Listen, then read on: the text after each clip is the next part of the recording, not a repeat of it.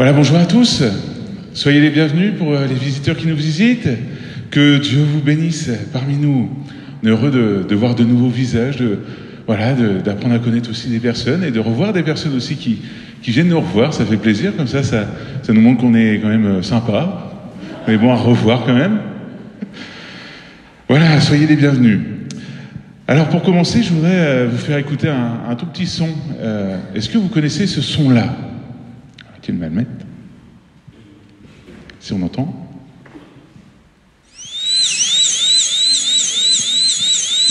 Est-ce que vous connaissez? Oui, c'est quoi?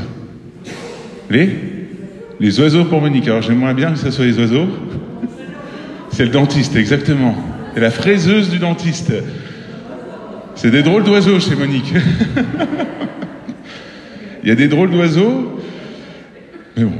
Non, mais c'est vrai qu'avec le son, puis c'est loin, ça prête à confusion. Deuxième question, est-ce que vous aimez aller chez le dentiste? Non. Ça dépend. Non, il y en a non, il y en a oui. C'est pas top, hein. Forcément, quand on dit aujourd'hui j'ai rendez-vous au dentiste, souvent, tu sais très bien que tu vas ressortir avec une joue plus gros que l'autre.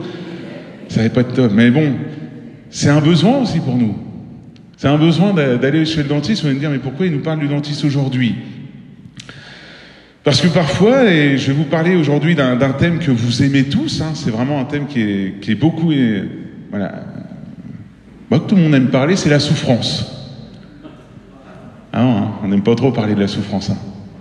On n'aime pas trop, mais parfois il faut, parce que la souffrance, il faut savoir une chose, c'est qu'elle ne sert pas à rien, elle sert à quelque chose, la souffrance. Elle sert à quelque chose.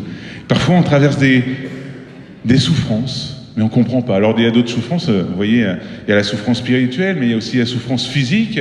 Parfois on traverse des petits mal de dos, comme Hubert me disait tout à l'heure, et puis c'est Guy. Des fois on a mal au dos, puis c'est... pardonnez-moi pour ça mes frères, mais c'est aussi l'âge, hein. Pardonnez-moi pour ça, mais voilà, il y a des choses, on n'y peut rien. Mais il y a des souffrances, parfois on traverse certaines souffrances, c'est aussi parce que Dieu nous interpelle à travers ça. Dieu nous interpelle et il veut un peu nous réveiller sur un sujet. Ouais, vous avez certainement dû traverser des souffrances dans vos vies, puis vous avez peut-être aussi rencontré des personnes qui vous ont dit tout simplement, mais vous inquiétez pas, Dieu va intervenir, Dieu va agir, et la foi, surtout ne t'inquiète pas, Dieu va faire. Alors, il est facile de dire ça, surtout quand on passe par la souffrance, puis qu'on nous dit ça, on nous jette ça un peu au visage en disant, mais t'inquiète pas, Dieu va faire. Là, du coup, toi qui es dans la souffrance, tu te dis, oui, mais quand est-ce que Dieu va agir? Quand est-ce que Dieu va faire quelque chose? Parce que toi, là, tu es dans ta souffrance et tu es en train de dire, quand est-ce que Dieu agit? Je vais vous lire ce verset qui sera le verset clé de cette prédication, vous allez le réentendre. C'est le psaume chapitre 34, verset 20. Le malheur atteint souvent le juste, mais l'Éternel l'en délivre toujours. C'est une promesse. C'est une promesse qu'il faut qu'on saisisse aussi dans la prière. Toi, mon ami, aujourd'hui, si tu traverses la souffrance, je t'invite à prendre cette promesse et à t'y accrocher aujourd'hui. Te dire, Seigneur, oui, c'est vrai que le malheur m'atteint, mais toi, Seigneur, c'est toi ma délivrance. C'est toi qui me délivre de cela. C'est toi qui me sors de cette souffrance. Alors, on va aller un peu plus loin. Donc du coup, effectivement, parfois on traverse des souffrances et on ne comprend pas. On comprend mieux qu'une fois qu'on a traversé, une fois qu'on est de l'autre côté, une fois qu'on est arrivé au bout du chemin, on regarde le chemin qu'on a fait, on se dit, ah bah oui, Seigneur, je comprends pourquoi tu m'as fait traverser ça. Je comprends pourquoi tu m'as amené dans ces saisons qui sont un peu difficiles parfois. Une citation, quelqu'un dira un jour, alors quand je dis ça, c'est que c'est un inconnu, hein. De deux choses l'une, soit la souffrance nous éloignera de Dieu, ou soit la souffrance nous rapprochera de lui. Aujourd'hui, si tu es en train de souffrir et que tu as tendance à t'éloigner de Dieu, il est temps que tu réalises qu'il est temps que cette souffrance que tu es en train de subir, elle est là pour que tu te rapproches de Dieu, justement. Si Dieu permet ça dans ta vie, c'est pas que il t'aime plus, loin de là. Son amour durera toujours. Ça ne changera jamais. Son amour durera toujours. Si tu traverses des temps de souffrance, c'est pas parce que Dieu ne t'aime plus. C'est parce qu'il y a des choses peut-être à changer dans ta vie aussi. t'interpelle. Donc il y a différentes souffrances, hein. Il y en a plein, le monde est grand, forcément, donc le monde est plein d'activités, il y a plein de souffrances, que ce soit des souffrances dans ta situation familiale qui est peut-être catastrophique, des situations dans l'église aussi, c'est possible aussi. Des personnes, j'en ai rencontré, des personnes qui me disaient que l'église les a fait souffrir. C'est possible. Situation au travail, bref, comme je vous l'ai dit, c'est vaste. Mais aujourd'hui, ça va être le premier point. Ne laisse pas donc cette souffrance avoir le dernier mot dans ta vie. Ne laisse pas cette souffrance être ton champion. Vous allez comprendre. Je vais vous inviter à lire dans 1 Samuel chapitre 17, verset 1. À partir du verset 1, on va lire jusqu'au verset 11. Et vous connaissez cette histoire. Là, je le prends, ce texte-là, au début pour mettre un peu le contexte. C'est important. C'est l'histoire de David et Goliath. Alors je répète, c'est 1 Samuel chapitre 17, versets 1 à 11. Les Philistins mobilisèrent leurs troupes pour une expédition guerrière. Ils se rassemblèrent à Soko en Juda. Alors je lis en version Sommer. Ils dressèrent leur camp entre Soko et Azekah et Éphes Damim. Saül, de son côté, rassembla les hommes d'Israël et ils campèrent dans la vallée du Chêne. C'est là qu'ils prirent position en ordre de bataille face aux Philistins. Ceux-ci occupaient un versant de la montagne, et les Israélites le versant de montagne qui lui faisait face. La vallée séparait les deux armées. Vous avez une armée comme ça, la vallée au milieu. Ils se faisaient face à face. Alors un champion sortit du camp des Philistins et s'avança vers Israël. C'était un géant mesurant près de 3 mètres, nommé Goliath, originaire de Gath. Il était revêtu d'un casque de bronze et d'une cuirasse en écaille en bronze pesant une 60aine de kilos. Ses jambes étaient protégées par des plaques de bronze et il portait en bandoulière sur ses épaules un javelot de bronze. Le bois de sa lance avait la grosseur d'un cylindre de métier à tisser, de fer de lance, et à lui seul pesait près de 7 kilos. Il était précédé d'un homme qui portait son bouclier. Il se campa face aux troupes d'Israélites et leur cria « Pourquoi vous êtes-vous rangés en ordre de combat? Moi, je suis le Philistin, et vous, les esclaves de Saül. Choisissez parmi vous un homme et qu'il m'affronte en combat singulier. S'il peut me battre et qu'il me tue, alors nous vous serons assujettis. Mais si c'est moi le vainqueur, et si je le tue, c'est vous qui nous serez assujettis, et vous serez nos esclaves. » Puis il ajouta, « Je lance aujourd'hui ce défi à l'armée d'Israël. Envoyez-moi un homme et nous affronterons en combat singulier. » Quand Saül et toute son armée entendirent ces paroles du Philistin, ils furent démoralisés et une grande peur s'empara d'eux. Voilà le contexte. Vous voyez, il y a l'armée des Philistins qui fait face à l'armée d'Israël et vous avez au milieu un champion des Philistins, Goliath, qui pendant 40 jours, rien que ça, va venir défier l'armée d'Israël et insulter aussi Dieu. Il va continuer à faire ça pendant 40 jours et pendant 40 jours, du coup, l'armée d'Israël va rester paralysée en face de ce champion. Littéralement paralysée. Il est dit, quand Saül et toute son armée entendirent ces paroles du Philistin, ils furent démoralisés et une grande peur s'empara d'eux. Je vais lire un peu plus loin avec vous, verset 41, toujours dans le même chapitre. Et là, c'est David qui intervient. Je saute tout le contexte un peu. Là, David a été envoyé par son père amener de la nourriture à ses jeunes frères qui, eux, étaient dans l'armée de Saül.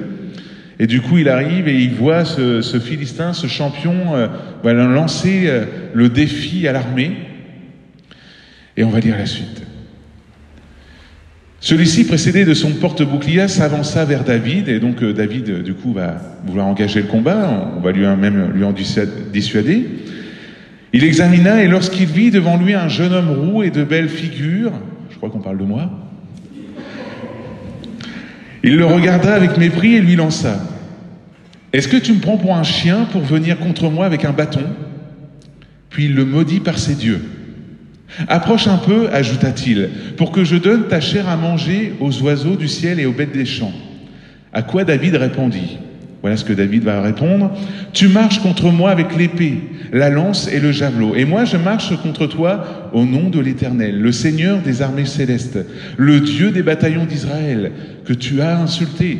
Aujourd'hui même, l'Éternel me donnera la victoire sur toi. Je t'abattrai, je te couperai la tête, et avant ce soir, je donnerai les cadavres de des soldats philistins, à manger aux oiseaux du ciel et aux bêtes sauvages de la terre.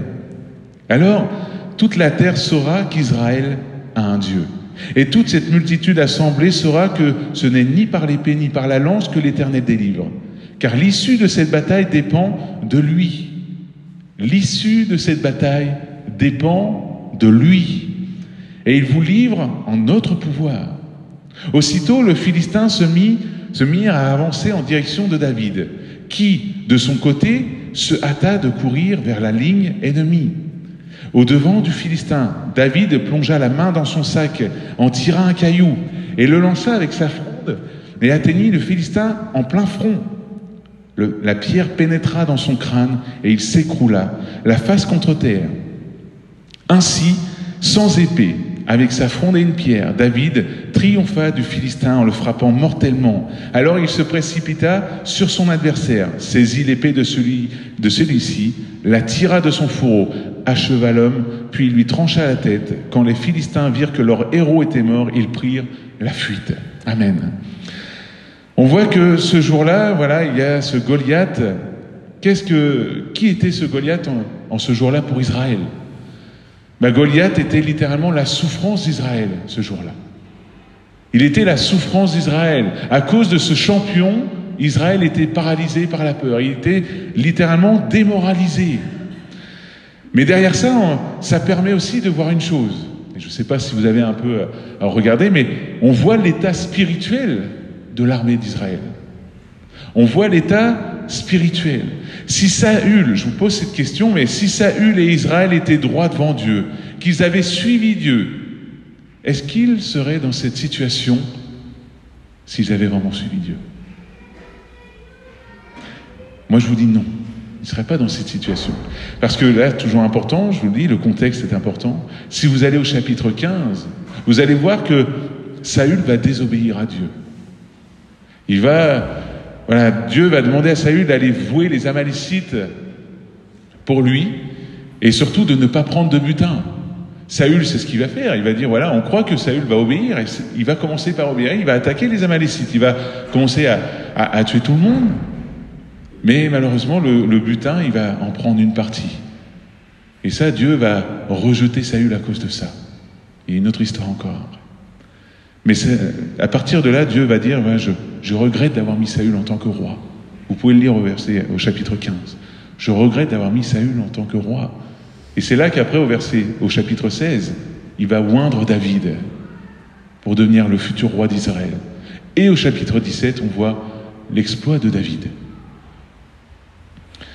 De ce fait, on voit que spirituellement, entre Saül et Dieu, ça n'allait plus. Il n'y avait plus cette intimité, il n'y avait plus cette relation importante que Saül avait besoin pour mener Israël. Si Saül était vraiment avec Dieu, ce jour-là, je pense que Dieu se serait servi de Saül et d'Israël comme les autres jours. Goliath aurait été rien du tout, on n'aurait pas eu cette histoire. Il aurait donné une victoire parfaite à Israël. Ce que je tiens à remarquer aussi à travers ce texte que nous avons lu avec David contre Goliath, quand David est parti défier Goliath, lui on voit que Dieu aime aussi, on va dire, faire un peu d'humour, entre guillemets, parce qu'il va aller se servir d'un jeune berger, sans expérience, ni armure, ni armes, pour aller tuer quelqu'un qui a des années d'expérience, qui lui avait une armure et des armes. Il va se servir d'un petit berger, avec ses cailloux. Qu'est-ce qui aurait pu empêcher Dieu, du coup, de se servir d'Israël, ce jour-là? C'est parce que Saül n'était plus du tout en accord avec Dieu. On voit que David, lui, va venir devant Goliath, et voilà je vous le répète, ce qu'il a dit, on l'a lu ensemble. Tu marches contre moi avec l'épée, la lance et le javelot, et moi je marche contre toi au nom de l'Éternel, le Seigneur des armées célestes, le Dieu des bataillons d'Israël que tu as insulté. Aujourd'hui même, l'Éternel me donnera la victoire sur toi. Je t'abattrai, je te couperai la tête, et avant ce soir, je donnerai les cadavres des soldats philistins à manger aux oiseaux du ciel et des bêtes sauvages de la terre. Alors toute la terre saura que Israël a un Dieu. On voit que David ne comptait pas sur ses forces. David a mis sa foi en marche. Il a mis sa foi en marche. Parce que là, si vous lisez bien ces paroles, je ne sais pas si encore vous avez remarqué ça, mais il n'est pas précisé avant que Dieu lui avait parlé. Il n'est pas précisé que Dieu lui a dit « Vas-y, tu peux y aller, je suis avec toi, t'inquiète pas, tu peux y aller ». Non, il n'est pas précisé ça. David a proclamé. Il a commencé à faire des proclamations, il a commencé à dire « Voilà ce que tu vas vivre aujourd'hui ». Il va dire à son ennemi, il va dire à sa souffrance « Voilà ce que tu vas vivre aujourd'hui et voilà ce que moi je vais vivre. Toi tu vas vivre la défaite, mais moi je vais vivre la victoire. » Mais pas grâce à lui, on l'a lu tout à l'heure. Il a dit « C'est grâce à Dieu. Grâce à Dieu. » Il a vu la souffrance d'Israël et Dieu a pris David. Et il a délivré Israël de cette souffrance, qui était Goliath.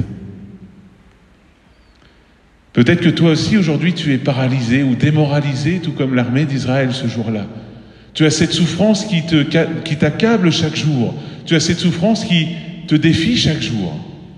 Cette souffrance qui te dit, voilà, peut-être même des médecins qui te disent, on ne peut plus rien pour vous.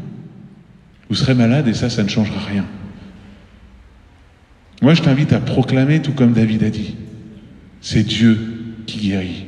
C'est Dieu qui délivre. C'est Dieu qui agit. Alors aujourd'hui, si je viens devant toi, je parle à ta souffrance,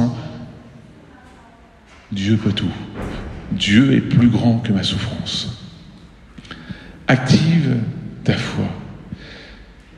On ne va pas le prendre cet exemple parce que sinon la prédication serait beaucoup trop longue, mais au Matthieu chapitre 9, il y a cet exemple de cette femme qui souffrait de perte de sang. Si elle n'avait pas mis sa foi en Jésus, si elle n'avait pas couru après Jésus, si elle n'avait pas confronté la foule, si elle n'avait pas touché Jésus, elle n'aurait pas eu la guérison.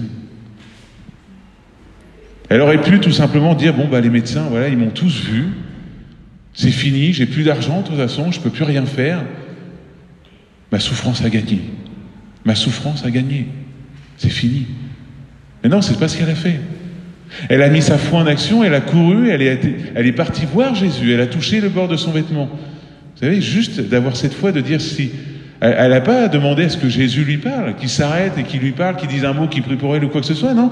Elle avait juste dans la tête de dire, si je touche un bord de son vêtement, le bord de son vêtement, je serai guéri. Ça, c'est une grande foi. Mais si tu laisses ta souffrance te dire, voilà, aujourd'hui, c'est fini, tu souffriras tout le long de ta vie, tu seras malade, tu finiras comme ça, là, tu laisses ta souffrance dominer sur toi. Tu laisses ta souffrance gagner sur toi. Il est temps que tu fasses comme David. Et c'était cet exemple-là que Dieu nous donne à travers David, de prendre la parole et de proclamer des nouvelles choses.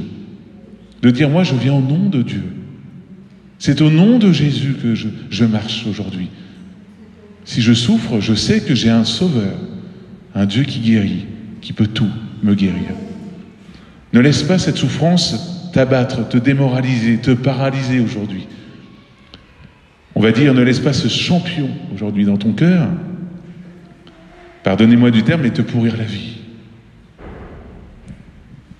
Ne laisse pas cet ennemi te faire croire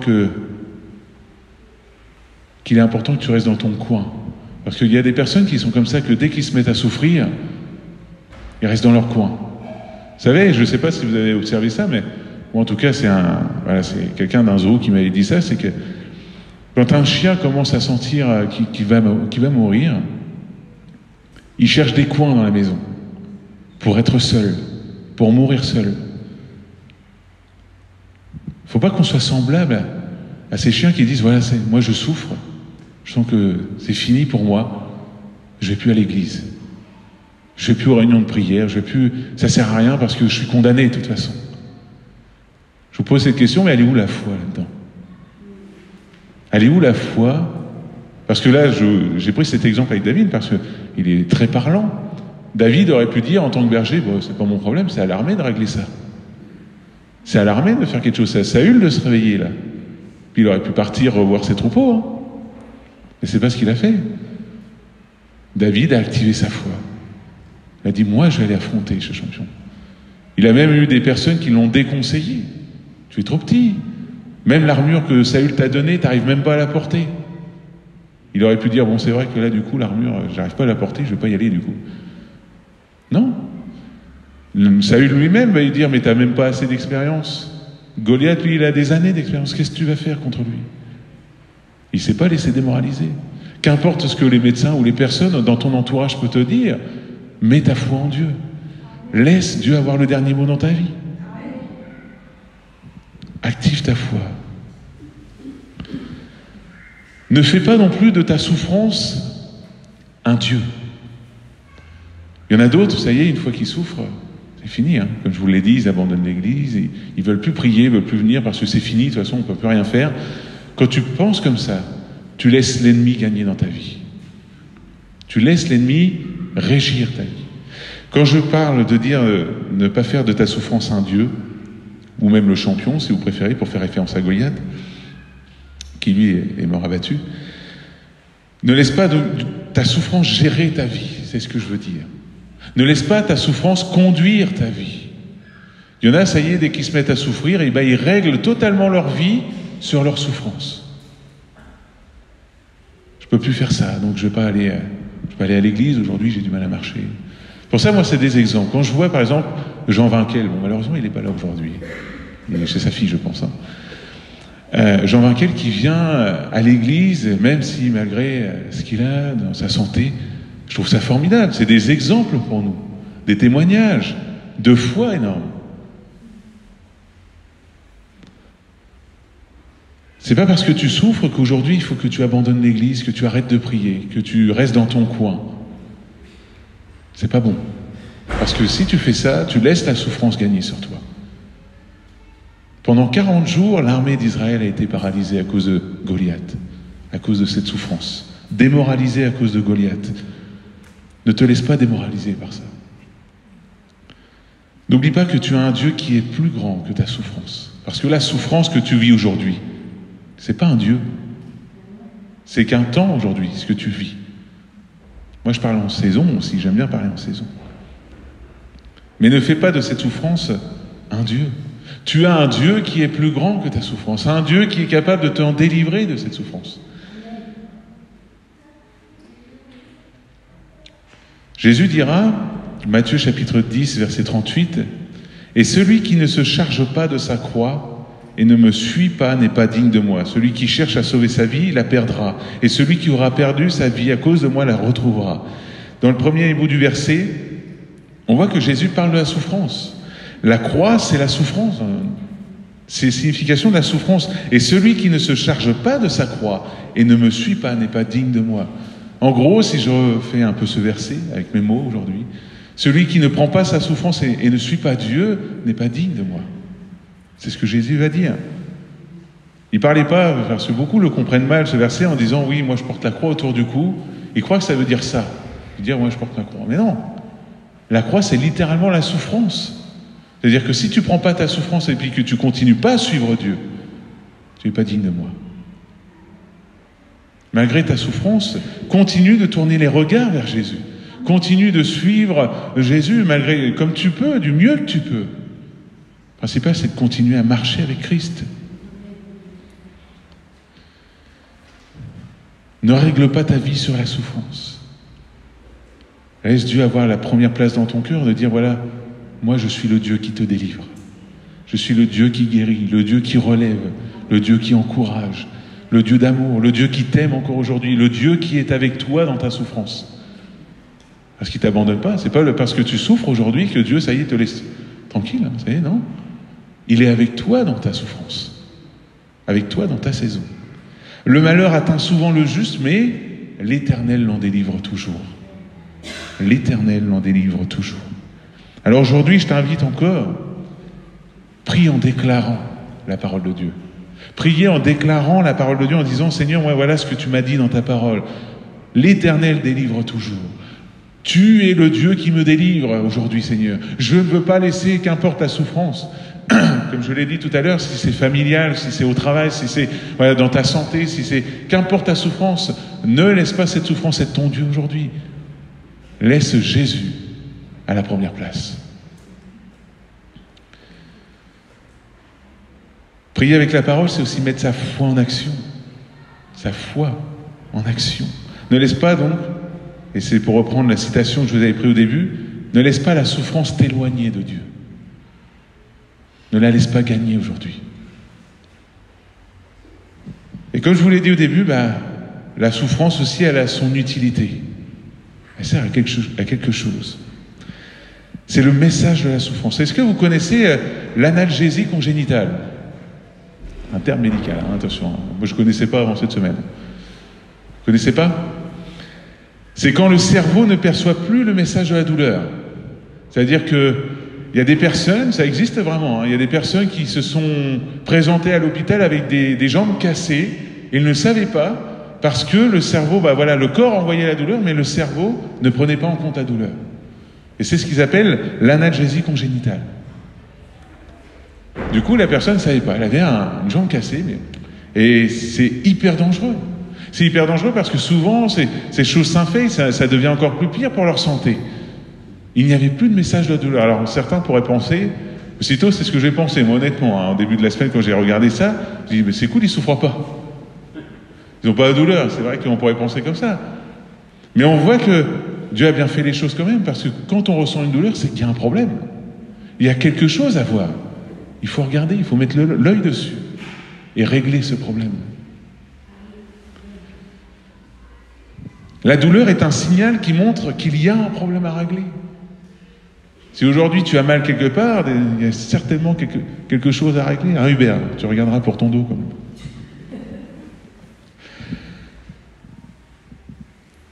Souvent, Dieu utilise la souffrance aussi pour nous montrer que dans notre marche, il y a des choses à régler.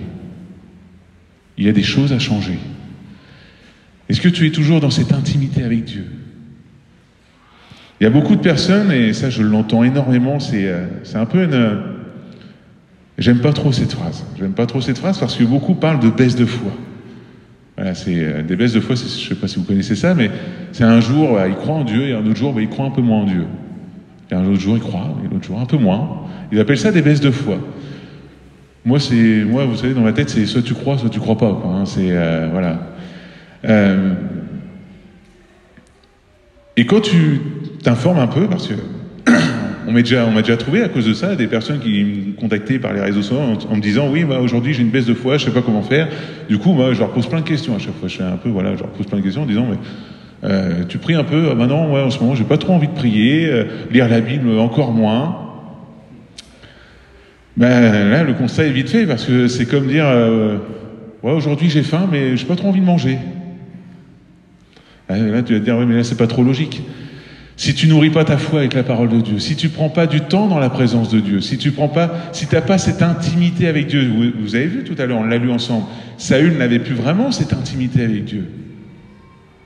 Il a essayé, on l'a vu, il a essayé de revenir à Dieu, machin, mais il n'avait plus cette intimité, et du coup, il s'est retrouvé paralysé devant une autre armée. Si aujourd'hui tu te retrouves démoralisé, paralysé dans ta souffrance, c'est peut-être parce qu'il y a un problème à changer dans ta vie aujourd'hui. Quelque chose à régler dans ton intimité avec Dieu. Prends-tu assez de temps avec Dieu ? Est-ce que tu lui ouvres vraiment ton cœur ? Est-ce que tu lui parles déjà si tu as des souffrances au travail ? Est-ce que tu lui parles à Dieu de ton travail ? Est-ce que tu pries pour tes collègues ?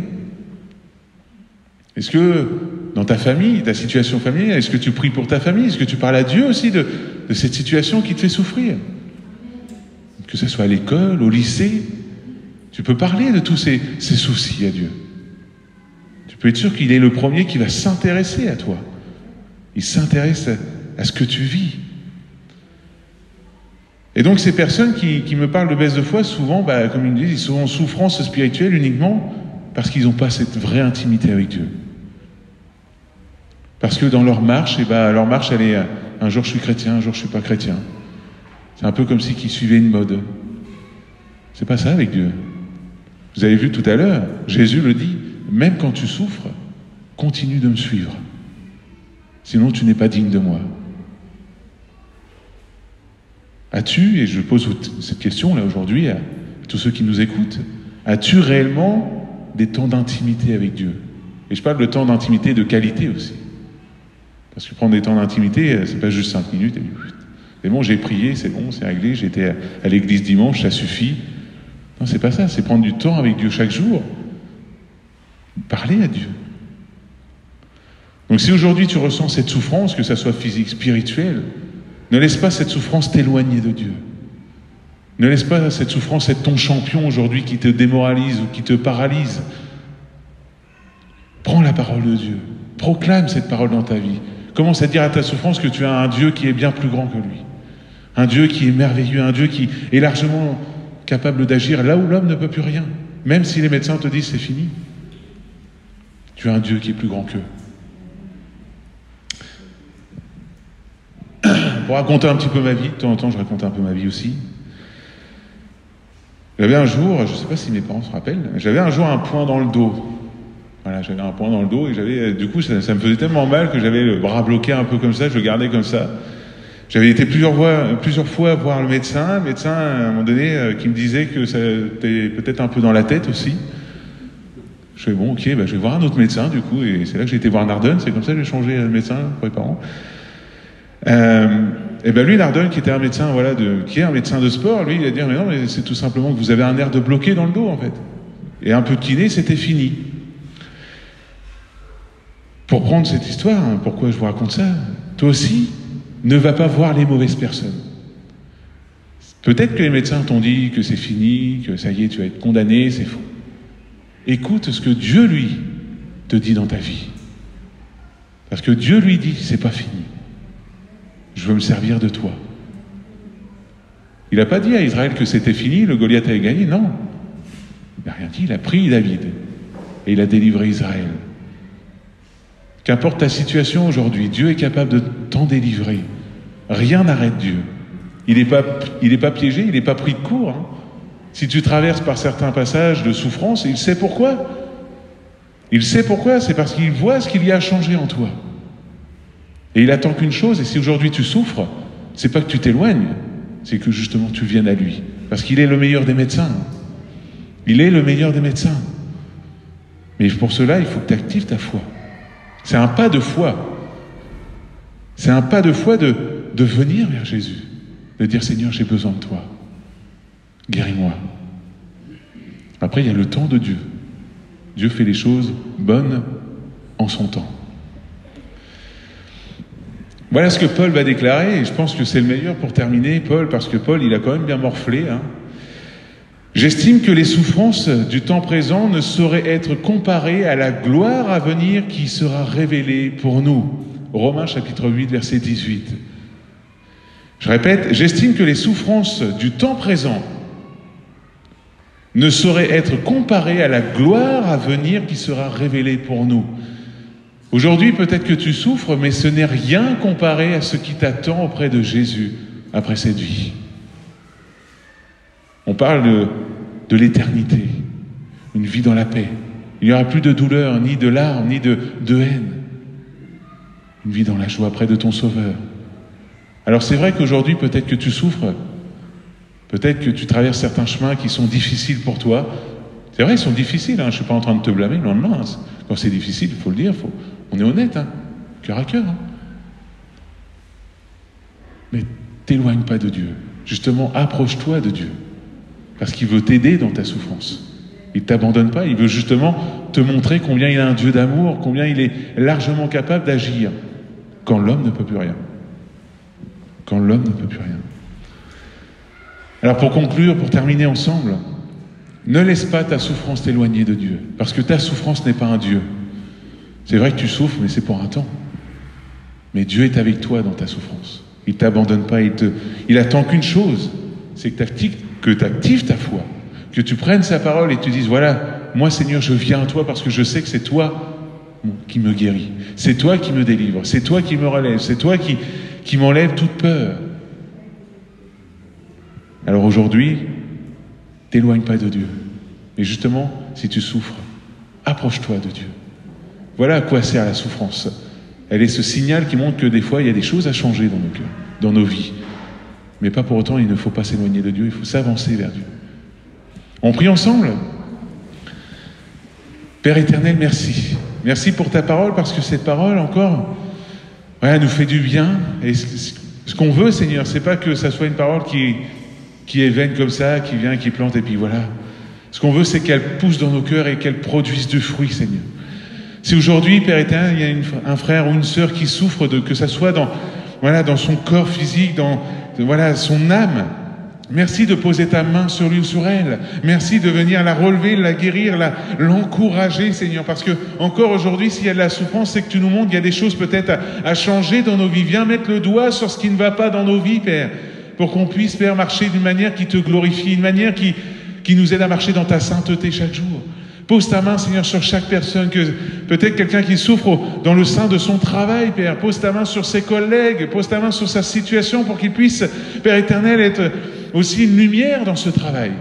Qu'il puisse montrer que toi, tu es avec lui, que tu le supportes, que tu le tiens entre tes mains, Seigneur. Merci encore de poser ta main peut-être dans des situations familiales complexes, situations familiales peut-être catastrophiques aussi, Seigneur. Merci encore de fortifier, d'encourager chaque personne qui peut-être en a marre aujourd'hui et démoralisée. Viens s'il te plaît la relever, viens l'encourager, viens lui parler, Seigneur, à son cœur pendant ces temps d'intimité qu'il ou elle aura avec toi, Jésus, durant cette semaine. Alors merci de nous garder de tout mal, de tout danger. Merci d'être avec nous chaque jour. Merci parce que oui, toi, quand tu es là avec nous, même quand on souffre, Jésus, tu ne nous abandonnes pas. Tu es un Dieu fidèle.